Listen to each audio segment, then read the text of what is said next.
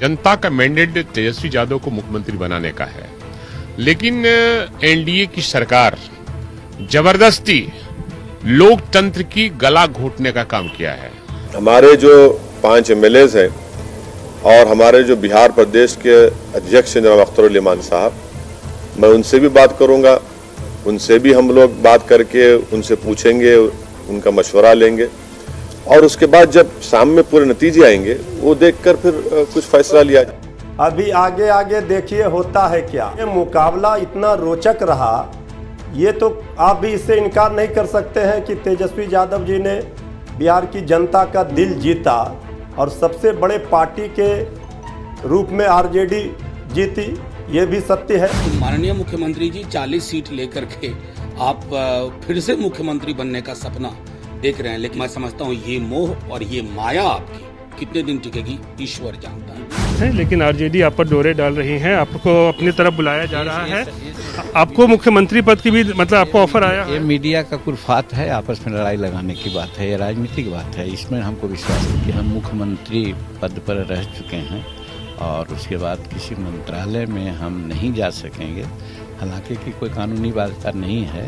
अगर जहां भी पोस्टल अगर बाद में काउंट हुए हैं तो हमारी मांग है, क्योंकि 40 दिन तक सील्ड रहता है, रिकॉर्डेड होने चाहिए, वीडियोग्राफी लाइए, वैलिड इनवैलिड बैलेट पेपर्स को सामने रखिए।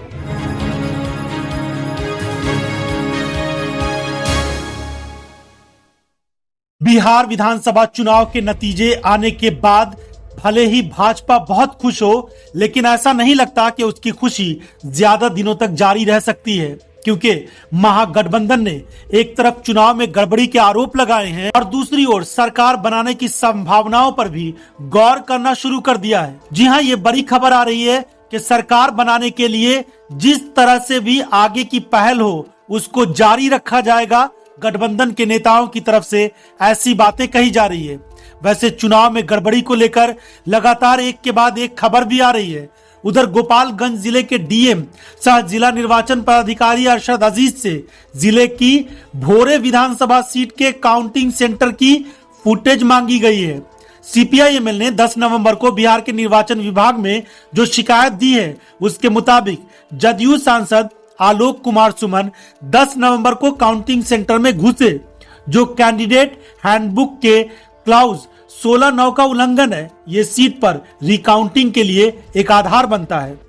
रिकाउंटिंग कराया जाए, ये हमारे महागठबंधन लोगों की मांग है, इस पर रिकाउंटिंग कराया जाए। हमारी जो हारी 17 वोट से, 12 वोट से, 50 वोट से, 70 वोट से, 100 वोट से, 150 वोट से लगभग 20 सीटों को हराया गया। ये कौन जवाब देगा? चुनौती देता हूं बिहार के मुख्यमंत्री को, जो चोर दरवाजे से सत्ता हथियाना चाहते हैं। इस तरह के एक के बाद एक कई गड़बड़ी की खबरें आ रही है, लेकिन महागठबंधन के समर्थकों के लिए एक बड़ी खुशी की खबर दूसरे रास्ते से आ रही है।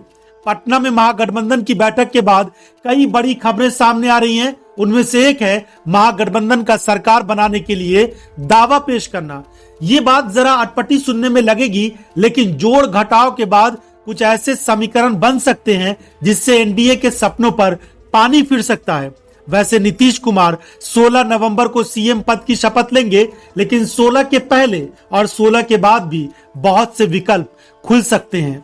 भाजपा मुख्यालय से प्रधानमंत्री नरेंद्र मोदी ने भले ही नीतीश कुमार के नाम पर मुहर लगा दी हो, लेकिन खबर आ रही है कि नीतीश कुमार खुद को असहज महसूस कर रहे हैं। जदयू को भाजपा से कम सीटें आई हैं, इसलिए नीतीश को डर है कि कहीं उन पर भाजपा भारी दबाव न बनाए और उनको सरकार चलाने में कठिनाइयों का सामना न करना पड़ जाए। नीतीश को लगता होगा कि भाजपा के कई नेता मनमानी करेंगे और कुछ गड़बड़ी हुई तो उनकी बदनामी होगी। ऐसे में महागठबंधन में भी सरकार बनाने पर चर्चाएं तेज हो गई है। ऐसे में नीतीश कुमार के लिए सीएम बनने के मामले पर असहज महसूस करना महागठबंधन के लिए राहत की बात हो सकती है और वो सरकार बनाने की संभावनाओं पर गौर कर सकती है।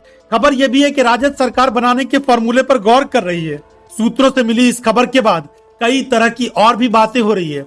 बिहार चुनाव के नतीजों के बाद अभी तक कोई भी गठबंधन राज्यपाल के पास नहीं पहुंचा है। सूत्रों के हवाले से खबर है कि महागठबंधन की सबसे बड़ी पार्टी राष्ट्रीय जनता दल ने अपने कुछ पूर्व सहयोगियों से संपर्क किया है। वैसे तो दोनों गठबंधनों के बीच 15 सीटों का अंतर आ गया है। एनडीए 125 सीटें लेकर सत्ता के लिए जरूरी 122 सीटों का जादुई आंकड़ा पार कर चुकी है, जबकि 110 सीटें हासिल कर महागठबंधन सिर्फ 12 सीटों से पिछड़ गया है। राजद की तरफ से जो खबर मिल रही है उसमें कहा जा रहा है कि महागठबंधन के कुछ नेता इस पक्ष में है कि राजद को सरकार बनाने के लिए पहल तेज करनी चाहिए। इस बीच कहा जा रहा है कि वीआईपी के मुकेश सहनी और हिंदुस्तानी अवाम मोर्चा के जीतन राम मांझी से संपर्क किया जा रहा है। इसके लिए राजद सीएम और डिप्टी सीएम भी देने को तैयार है।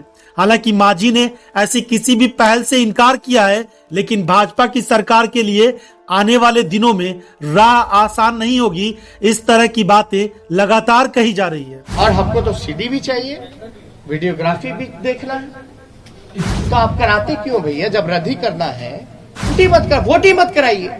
रद्दी करना है तो आप वोट क्यों कराते? काउंटिंग प्रक्रिया में क्यों जोड़ते हैं? हमारे उम्मीदवारों को सुना नहीं गया। लास्ट में कई जगह तो ऐसा हुआ,